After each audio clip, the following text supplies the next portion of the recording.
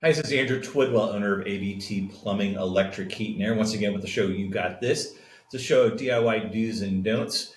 And we've got a special show for you guys because we're all kind of huddled around the one camera that we have because we're technical people, but we haven't quite figured out this whole YouTube thing yet. So we're working on the equipment.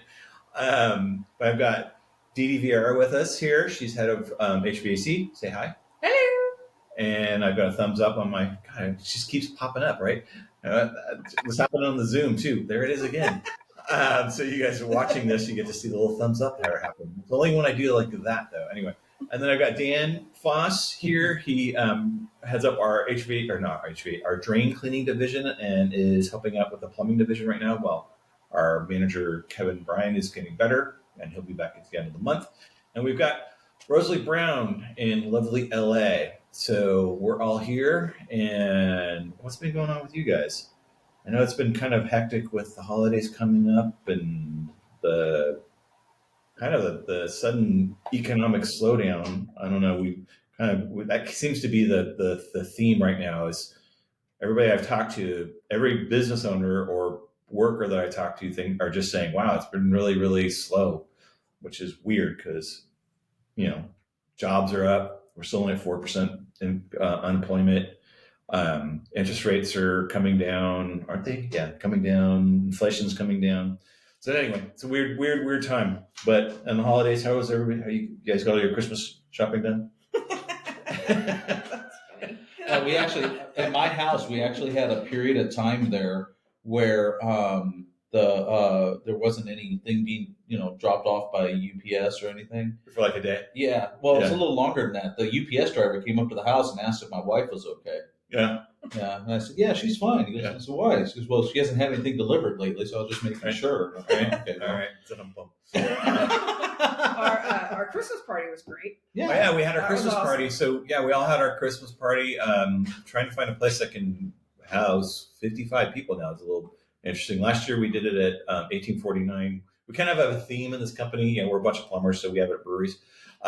This year we had it at Auburn Ale House, and we had 48 people there. So yeah, that was a good turnout. It was really fun night. Yeah, really and night. Props to Auburn Ale House because the food was great, service was great. It was really, really nice. Yeah, and they've got this new annex building, or new for us. I don't know how long it's been there. I don't know how long they've owned it, but just across the street from their main restaurant, and it was fabulous. Food was, I was really, really impressed. So yeah, that happened, and and Christmas shopping. I know I just got a call from my daughter for my login for the Amazon account, and then can I have your credit card too? And I ended up giving her my credit card too. So, well, I'm gonna try that with you. So Andrew. She's kind of in between jobs right now, so I need help getting mom a present. I'm like, all right, gotcha nice. Covered. Yeah. So yeah, it's that time of year. Things are crazy. Things are cool and not calm. What else is going on? Well, today is actually my daughter's birthday. Congratulations. So that was 16 years ago. I was at the hospital and my life turned upside down because I became a father. That's awesome. So yeah, she that was just Sweet 16, thinking back and everything else, and what a great kid she is, and just so proud of her and everything else. But you know how that is as a parent.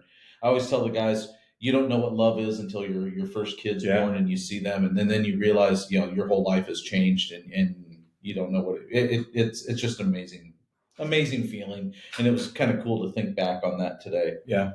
And how is it having a 16-year-old at home?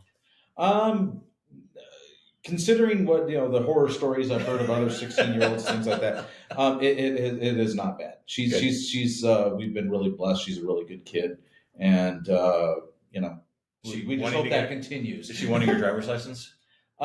Soon, but not too soon. Yeah. So she's not chomping at the bit, but we know it is coming. Isn't that interesting? Like I know the change in generations, right? I'm an Xer. You guys are all Gen X. I don't know about you, but like I had my learning permit at 15 and a half. Yeah. I had my driver's license, I don't know, maybe 2 days after my 16th birthday. If that. I don't even know if I waited 2 days. way before. Oh yeah, no, I got pulled over before that, and without having a driver's That's license. interesting. Yeah. Now, on the flip side, I didn't get my permit until I was 17 and a half and didn't get my license until I was 18. The reason why is my parents said, well, if you get your license earlier, you're going to have to pay for it all. You'll have to get a job. And I said, well, how am I going to get a job and work and play soccer at the same time? Yeah. And they said, well, that's something you have to figure out. And I said, I figure it out. I'm taking the bus. Yeah. And so I took the bus, and so I didn't drive until I was 17 and a half. So you're straying from the norm. But I mean, that's more of this generation. I know my kids weren't that. I know my daughter's 25. She doesn't have a driver's license. It took my son quite a bit before he got his driver's license. And we taught him how to drive a stick, by the way. Begrudgingly, he did not want to learn how to drive a stick, but we forced it on him. But it is. I'm noticing, and reading about the fact that most Gen Z kids and millennials are kind of aged out now, but don't really care about having a driver's license. No. Don't really care about having a car. That's so crazy to me, Isn't it? Yeah, because it was like freedom, right? Exactly. Oh my gosh! Mean, I grew up in a city where we had mass transit, but like I rode my bike everywhere, and then when I had a car, I was like, wow, I could go to North Bay, I can go out to the East Bay. Well, here's the interesting thing. I wonder statistically if they can figure out if like accidents have gone down because there's less younger people on the road. I would say no, because people are more distracted. Oh, that's true. So it's hard to quantify. Yeah. But anyway. Yeah. Anyway, I think I need a government grant for about $2-3 million to figure that one right. out. Right. You can work on that one. Yeah. You're a good researcher. Anyway, so research scientist. So you didn't come here to hear us talk about driver's license and 16-year-olds and Christmas and stuff. You came here for DIY. DIY ideas. So one of the things we use the lovely ChatGPT to kind of come up with some ideas on, according to Chat, here are 3 engaging topics for winter. So one of the things that came up with troubleshooting common winter issues, exploring common problems people face in their homes during the winter related to plumbing, electrical, heating, and air. So we thought we'd just kind of lead off with that. What are some ideas? Let's start with you, Dan. Some ideas on saving some DIY winter issues that can occur and what to do about them. All right. Well, one of the first things, and I always talk to people about when I come up to their house, especially as winter approaches or in the middle of winter, is I see hoses that are still attached to the hose bibs that are attached to the house. And I say, and a lot of times you look at it, the whole hose is coiled up there and it has a hose head on it. Right. And so that means there's water stuck in the hose, and then that freezes. And then as that freezes, it can actually freeze up into the house. It makes it easier to freeze into the house, causing a broken pipe, things like that. And I say, during the winter, disconnect your hoses from the hose bibs.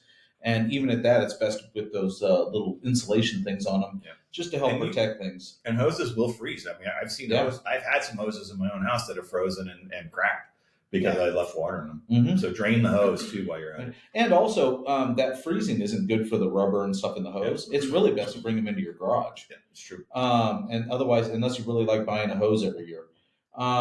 But there's nothing worse than going to a hose that has a split in it or something like that when you need it, and you're like, oh man, and now you're having to go to the hardware store just to buy a hose. It's a pain.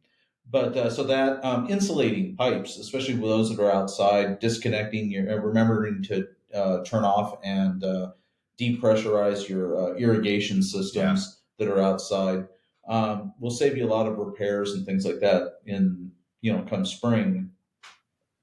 DeeDee, what about some HVAC things you can do during this time of year when things are starting to get cold? We're kind of in our shoulder season now in terms of it's just cold.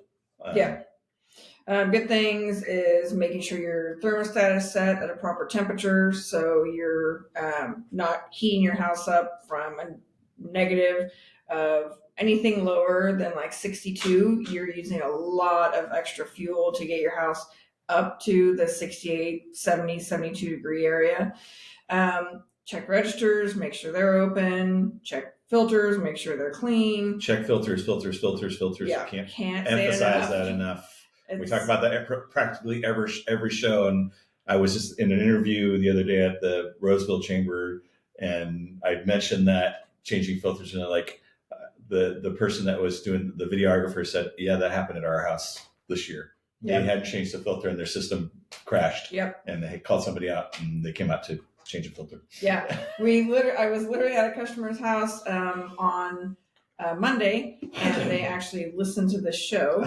And I went out there for something else, and I just happened to look down, and the register was closed by the front door. And I was like, "You just listened to the show?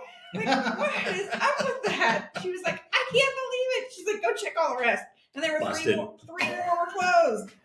Oh my goodness! So yeah, registers, filters, batteries in your thermostat. Make sure those are changed. Yeah. Carbon monoxide detector. Make sure those are fresh. Smoke detector, same. If you have any drafts coming through, like door jams, windows, you can insulate those with either weather stripping, or you can actually buy. I had one at my old house. I got it from a local hardware store where it slides underneath the door. Yeah. It worked. It worked great, and it stops that draft from coming under. So highly recommend that as well. I've got that on a closet that's got an opening to the outside. So, yeah, it makes a difference. Yeah.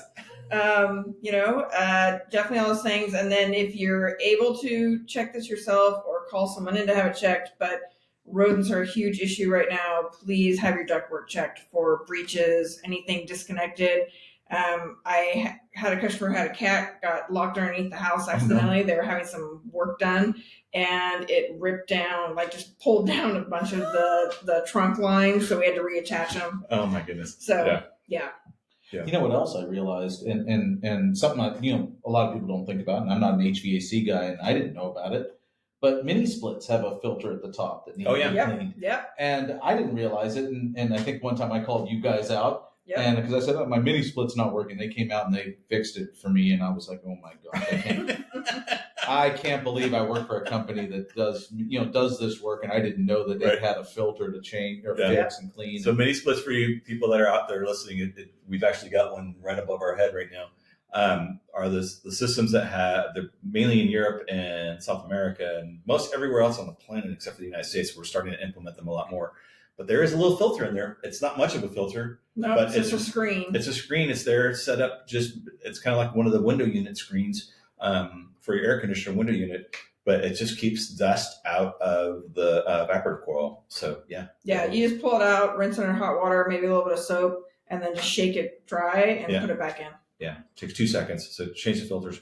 A couple other things I was thinking about, and ironically, I was waking up this morning and I was having a dream about water lines leaking, and I haven't worked out in the field in some time, but I was trying to stop the water from leaking, and it made me think about about the show when I woke up.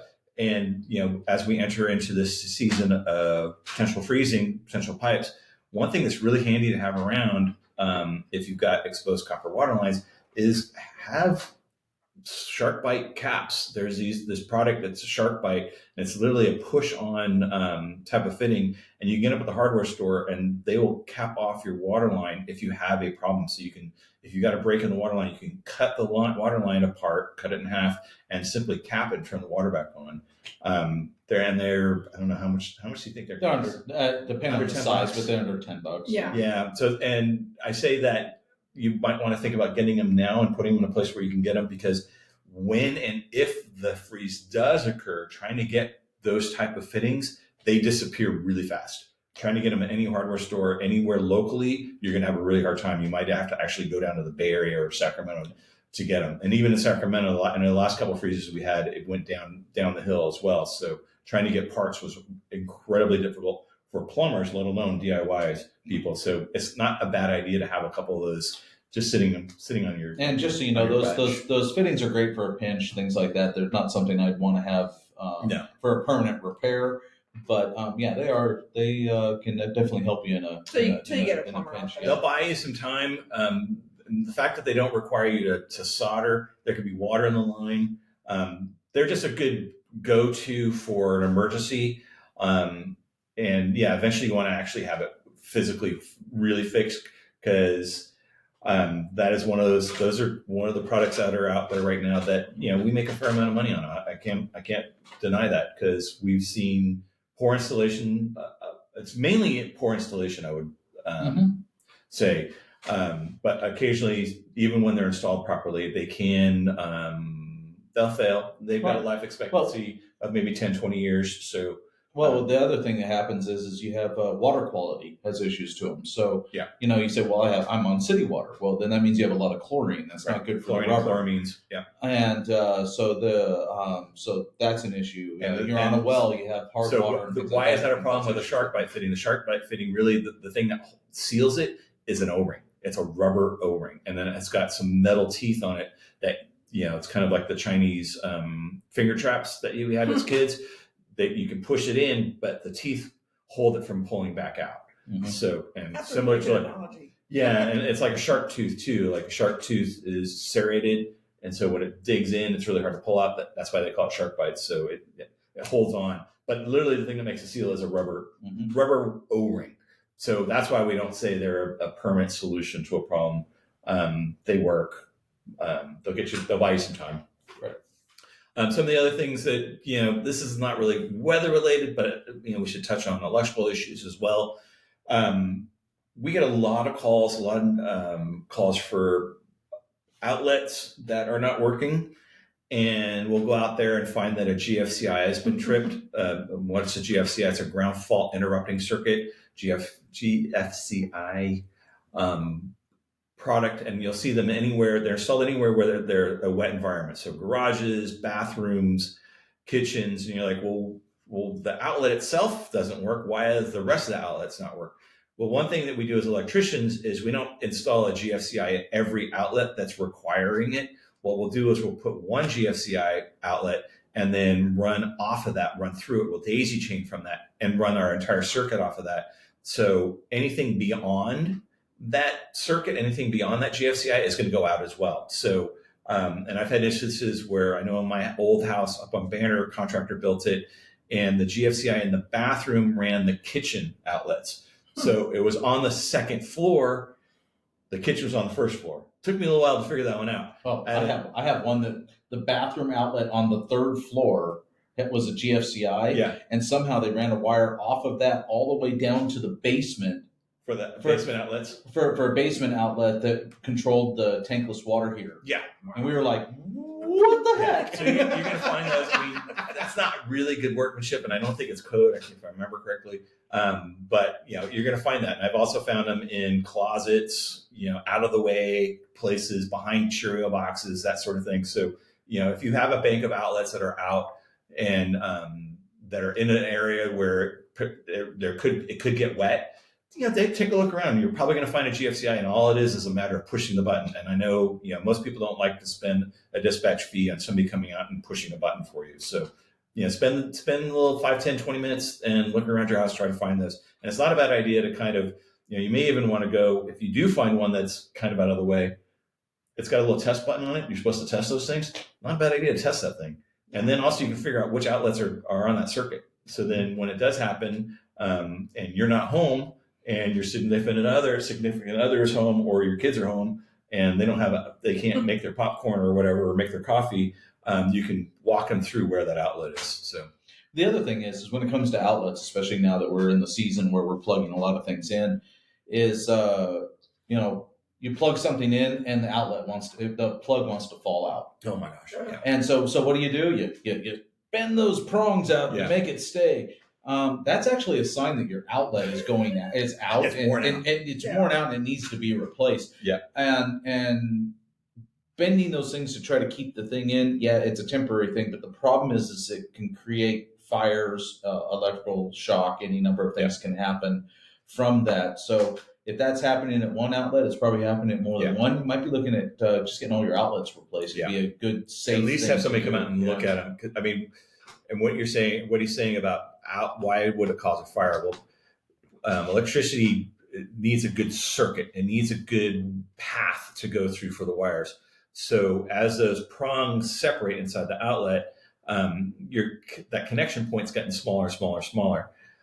It's causing resistance. Resistance causes heat. That's why we have toaster elements. That's why we have resistant elements inside of a water heater. All it is slowing the electrons down and forming heat. Worst case scenario is the electrons are trying to jump through air and causing little lightning bolts to jump across, and you'll hear like a little sizzling That's literally electrons jumping across. It's lightning. That's what can ignite stuff really fast. So you got two possibilities, either just a load where it heats up because of resistance, or an actual arcing event, which can cause fires really fast. And if you have old wiring, you can have issues with that arcing eating that resistance helping eat up the wire, which can cause other problems inside the wall. Well, we were talking about that for breakers and panels, having that description when people, that it's lightning jumping in your panel. Yeah. If it's, an old Zinsco or, breakers need to be replaced, that's huge for fire. Yeah. Fire's bad. We want to keep fire in the fireplace and on the stove. And that's it. That's it. We don't want it in the house. We got a couple minutes more. What are some other ideas for getting ready for wintertime, or common things that we see out in the field right now this time of year? Something that we helped a customer with, elderly customer, is actually cleared gutters. The last rain, it just made like an ice patch right in her front door. Yeah. It doesn't take much for ice to take you down. Yeah. So even something as simple as that, clear those gutters, clear the downspouts. We've got some decent weather coming right now, but I know there's potential rain in the following week. So if you haven't cleaned your gutters yet, now's the time to do it. Yep. The other thing is when you have cold weather and you have clogged gutters, it can cause ice dams. We don't see that a lot here. I know it's more of a Midwest and East kind of thing, but ice can actually go up into your between your what are those, shingles, and leak inside of the house. So you want to kind of make sure that gutter's actually working. Well, I actually had a customer that the drain system, after the downspouts came out and it connected together to go away from the house, was broken, and it literally ran water underground to the side of the house and ruined a bunch of carpet and everything else inside their house, because the water wasn't being properly taken away from the house and the base of the house. So it's best to keep up with those things and make sure that they stay are clear and open, and don't just go, it's just outside. Yeah. Because just outside can become just inside pretty quick. Really fast. Yeah. Especially if you got a big downpour. And that could have been solved by just a visual inspection, right? A simple walk around the house. Yeah, they're just running water in the drains and just making sure it's going out where it's going. The out is open. A lot of times, these things go to open atmosphere. And there's issues. So So a couple, minor things. Take a look around your house. Make sure water's going where it's supposed to go. Yeah. So with that, we're at the end of our show. So if you have any plumbing, electrical, heating, or air problems that you need our help, you can contact us at 530-230-9092. That number again, 530-230-9092. You can also find us on the web at abtplumbing.com, or as easy as ABT. A couple other things. We've got some crazy deals still going through January or through December. We're still in December. $49 water heater flush and plumbing inspection. If you haven't had your plumbing inspected in the last 10, 20 years, when's the last time you climbed underneath your house? We'll do that for you. $49. We got electrical inspection. Your house is over 20 years old. $49. We'll do a thorough electrical inspection. $49 also for a thorough heating and air inspection. And another crazy offer is a $97 drain cleaning. We'll clear the drain. If we don't clear it, it's free. So any residential customer with an accessible clean out, it's only $97. So once again, 530-230-9092. Thanks so much for listening, and we'll catch you guys next week. Have a good one. Bye.